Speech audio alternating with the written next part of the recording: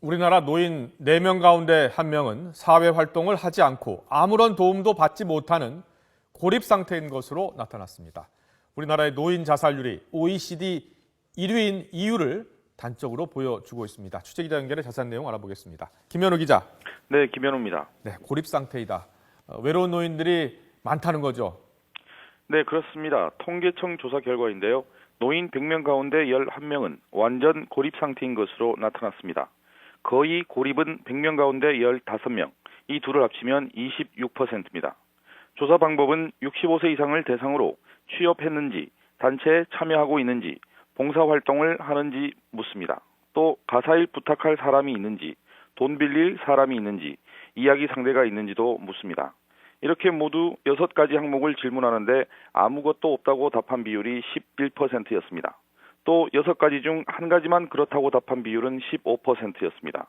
노인의 26%, 4명 가운데 1명은 거의 아무런 사회활동도 하지 않고 사실상 도움을 받지 못하는 고립된 상태에서 외로운 삶을 살고 있는 겁니다.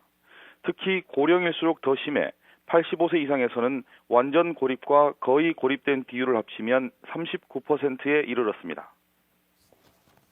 네, 심각한 수준입니다. 통계청이 국민들의 사회 활동을 조사한 결과인데요. 자, 이 밖에 어떤 내용들이 있었습니까? 네, 주 5일제를 실시하고는 있지만 임금 근로자 10명 가운데 3명은 여전히 일주일에 5일 이상 일하고 있는 것으로 나타났습니다. 경제협력개발기구 OECD 국가 가운데 우리나라의 주당 근로시간이 두 번째로 많다는 걸 생각해보면 이상한 일도 아닙니다. 스마트폰 이용률은 3년 만에 20배 넘게 증가해 70%에 달했습니다. 사용시간은 하루 평균 1시간 44분입니다. 10대와 20대만 따지면 2시간 20분이나 됩니다. 한국인은 이웃을 잘 믿지 못하는 편인 것으로 나타났습니다. 이웃에 대한 신뢰도가 61.2%였고 낯선 사람에 대한 신뢰도는 12.7%에 그쳤습니다. 일반적으로 사람들을 신뢰할 수 있다고 응답한 비율도 22.3%에 불과했습니다. 지금까지 경제부에서 YTN 김현우입니다.